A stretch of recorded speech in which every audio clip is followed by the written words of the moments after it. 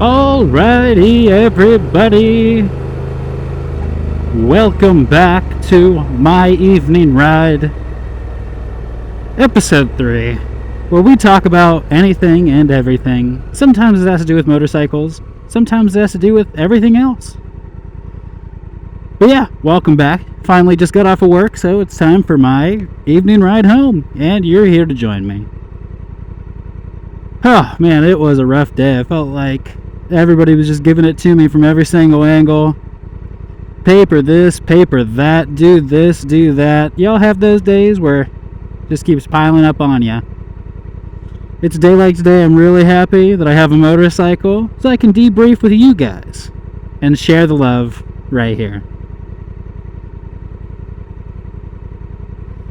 Oh, but it is a warm one. It is getting to that time of year where it is actually hot in the helmet. Oh, this guy's really, really upset. That was good. I'm going to check that out. Here, clip that. Dude, that guy's so upset. He's like hitting shit. And we're off to the races. I'm telling you, there is no better, zero better therapy after a long day of work than getting on two wheels and riding a motorcycle. You can just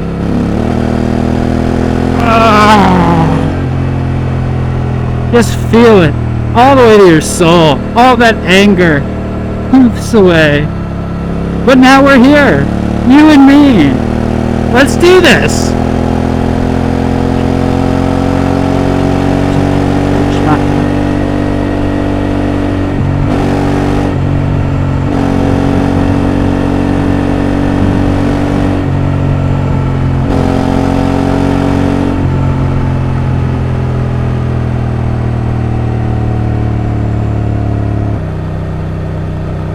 But time to get serious, I guess. I guess we do have a lot to talk about on the day.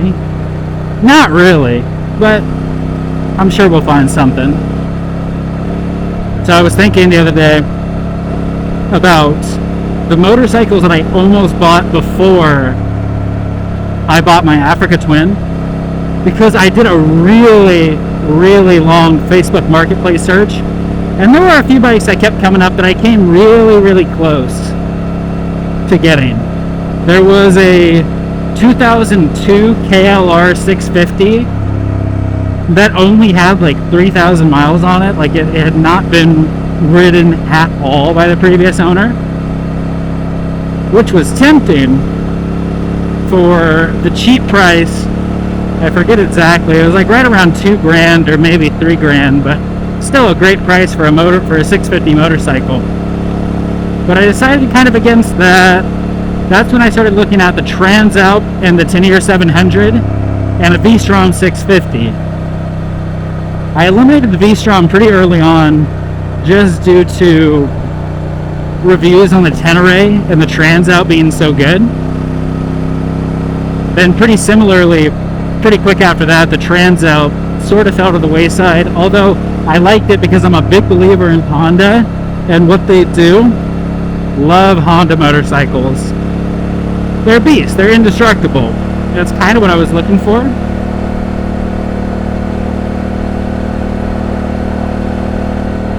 There were a couple used Transalps up near the Los Angeles area that I ended up not going with just because they were asking about MSRP, which would have saved me a few bucks in terms of like tax and licensing and stuff like that. But I don't know, I just got kind of a weird feeling on them. It's always a weird feeling when you go to buy a used motorcycle, because motorcycles are not like cars. Cars are built pretty well, and a majority of the cars on the market have been around for quite a while. And there's just something about the used motorcycle buying experience that you go and you're on edge the entire time. Like you don't trust the other person at all. Woo. Picking up a little bit of speed there. Love it. Oh, I have a hair on my nose and I don't like it. We're gonna deal with that. real quick. Had an itch. And we're back. But yeah, there's some things that you always want to look out for when buying a used motorcycle. Like, if somebody doesn't have the title, just walk away. What did you do with the title? How did you lose the title? The only thing that signals you have ownership of a vehicle and you lost it, just walk away from that person. Other tips kind of involve, just profile the person. Are they trustworthy? Do you, from what they say, try to get them talking. You want them to give long stories. And if they're not big talkers, that's fine, but they should be big question answers. Ask as many questions as you can possibly think of and just see what they say. See if everything that they say matches up and makes sense. How you feel in a motorcycle transaction is a big part of it. If you feel motorcycles that I've bought where you feel good about it going in, you usually end up working out pretty well. Motorcycles that you feel bad about when you're making the purchase,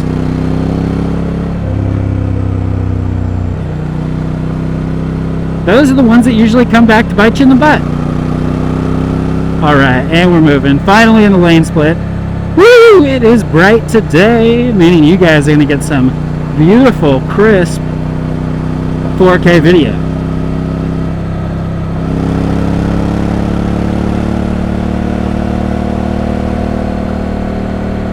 But yeah, just feel good about your transaction. If you get a bad feeling, walk away. Of course, you should still inspect the bike. Take a look at the gas tank, see if there's any rust, any buildup there. If it's a carbureted bike, take a look at ask how long it's been sitting for, if the fuel is old, if new fuel has been put in it. Just ask questions. Always check the fork seals, see if there's any leaks. A clean chain is a sign of a good bike. If you find somebody who actually cleans their chain and it looks spick and span, it's usually a pretty good sign. Ask for service records when everything's been done.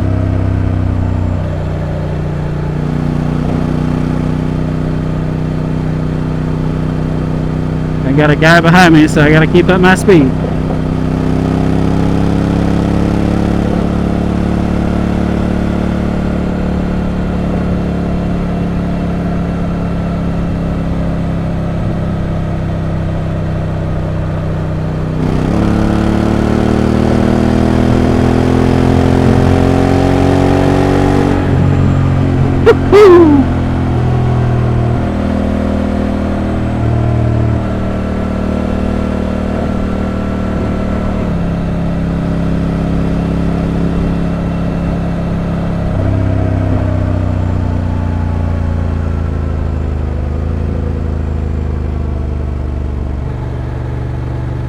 Alright, keep on pushing forward. The splits have begun. Tried to straighten up as much as I could there. It looked like there was blood on the road from a roadkill or something.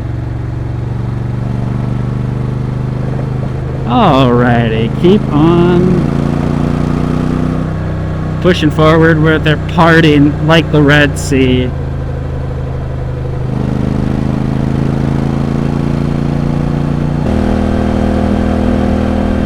Alright, we are moving along A-OK here. But yeah, so long story short, when it comes to buying a used motorcycle, be smart, use your head, look for inconsistencies in stories, and just do your research. Make sure you understand what type of bike you're buying. Do a quick look over. Ooh, you know what? I forgot a couple of things. These are important ones. Always check the bike on a cold start. The bike should start cold unless you're expecting it. If it doesn't start cold, probably should walk away. In fact, you should actually reach out. You should reach out to the seller when you're going to look at the bike. Tell them don't warm it up. Tell them leave it cold. When you get there, check the engine, make sure it is cold, and then ask him to start it. When it comes to test rides, It's a little shaky. It depends on the owner, but you have cash in hand, they usually will let you test ride it. So bring cash in hand, just in case.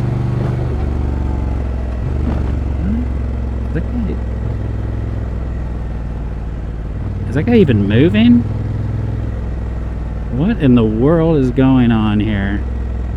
I wonder if you got hit by an ambulance, if that's like a good thing. Like if they could help you out.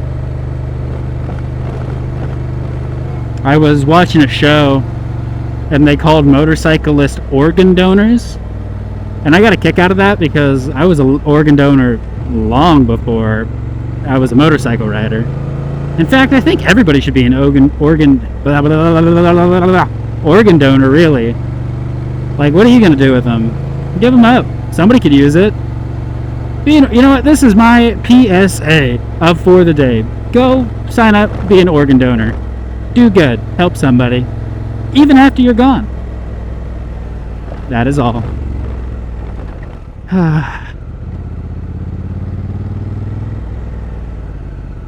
Not gonna happen. Can you get over, TRD Pro? No, you're good. You're good. It's this fucking guy. Get the fuck over. Alright, still moving. We're doing good. Keep on moving on. This spot right here is such a bad split. There's this giant groove. We've already passed it. But this giant groove right on the line, and it just funnels you directly into cars. It's a fight the whole way. Let's just start to get over. Just a wee bit. Okay, so we have our red light. This is my favorite light in the world. We have a red light. How many cars are going to go? None. Okay, they're doing good, actually. Good job, everybody. This is the red light spotlight hour. This person stopped. Doing great. You know what? Full credit. They stopped. Alright, time to merge onto the highway. Le Autobahn. No, that doesn't. That's not. That's not right. Alright, here we go. Getting up to speed. Everything's looking good.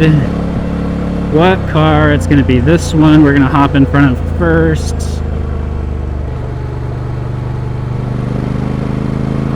Just going to keep on moving over.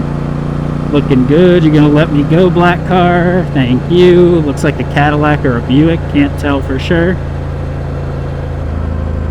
Let's let this guy pass. And then we're going to get over one more. That lane's clear. Look over the shoulder. We're good. One more little look-see, and we're good. Alright, we've made it to our safety zone, the carpool lane. It's like playing tag. I'm at base. Safe! So people keep asking me how I have, like what mods have I put onto my Africa Twin? And the answer is quite a lot, actually. I've done quite a bit of customization. It's nothing crazy. It's nothing unique. It's all the basic stuff for an adventure bike. But basically, so I have the Outback Motortech full crash guards. That comes with the upper crash guard, lower crash guards, the engine guard, and a skid plate. All that came in one. That was a pretty penny, but it's been worth it. It definitely adds a good layer of protection. One thing I also love about it for this setup, those are everything that the mounts, everything that my cameras are attached to in terms of mounts are attached to the crash bars. It adds so many mounting options, it's not even funny. The next thing that I added after the crash bars would have been the Bark Buster handguards. So my theory with the handguards was anybody who's ever dropped a motorcycle knows the first thing that hits is usually the handlebars and then the lower fairing and then the fairings. I figured there's no point in having decent crash bars if you don't have decent handguards, steel or aluminum handguards, because the first brunt of the entire fall is going to get taken by the handguards. So if you have a good protective handguards, that's going to cover 90% of your falls on a road. Not on a road, that's a different story, but it's whatever. But yeah, I've got the Barkbuster handguards mostly because, one, the OEM stock Honda handguards were a joke.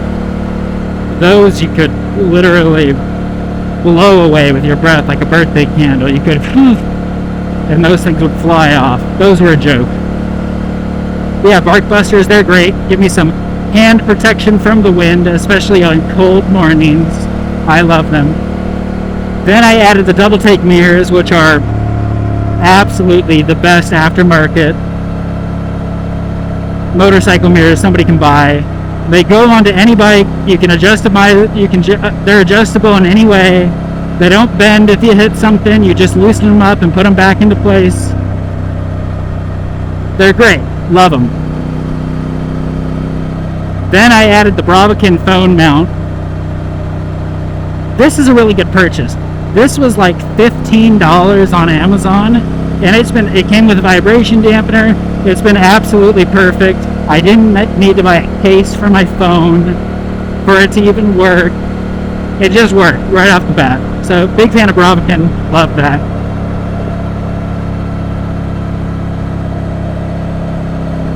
Trying to think if there's anything else besides the camera mounts, which I don't want to get into. That's a different topic in a different video. Oh yeah, I also added the SoCal pannier set. Yeah, full panniers. I also have the 2 dry bags US 30s or Moto 30s at home. I don't put those on when I'm in the city, so that way I still am able to lane filter and split pretty well. Was that a motorcycle guy down there? Is he okay? Let's check him out.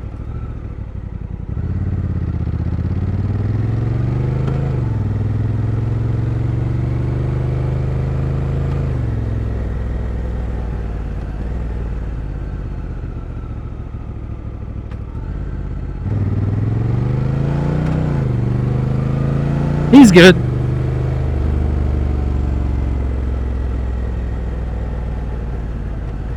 Look out for your friends, people. Well, actually, you should look out for everybody, but especially your friends. But do a good deed for the day. It'll come back, and good things will happen to you. So, fun little fact, I'm going snowboarding this weekend. That's going to be an absolute blast.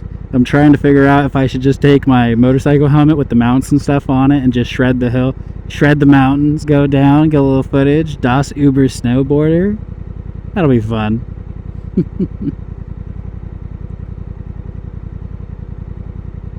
Oh, look at all these cars. Do you ever stop and think just how many cars are out on the road? It's actually kind of crazy. It's a lot of people. Alright, let's go ahead and get moving once again. Looks like we're gonna have to split. They're forcing us to.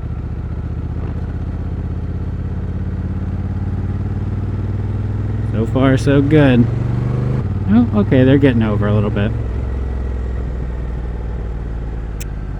Ah, looks like we're gonna get stopped right about here.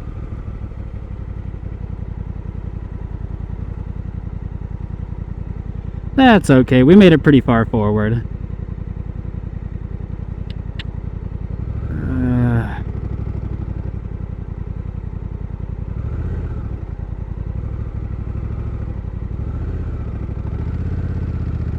Oh, nice people. Thank you guys so much. I know I have to keep 2 hands on the bars because we're going at slow speeds and I don't want to drop this thing and cause a ridiculous amount of damage for 3 seconds. But thank you guys. I appreciate you. I hope this video finds your way to you. And thank you very much. Heart right there. You're appreciated. Keep on moving. That was perfect timing. Almost perfect timing. But yeah, it's been fun, everybody. I think I'm going to go ahead and call it there. I apologize if I didn't talk as much as I normally do, but I've had a headache all day, haven't felt the best, but I'm so glad that you guys could be here for me, and hopefully I can be here for you. Don't forget, this has been my evening ride where we talk about anything and everything. Please feel free to drop your topic suggestions or questions in the comments below, and I'll make sure to get back to you and answer and get to them all. We're in this together, everybody. Ride safe and have fun. I'll catch you on the next one.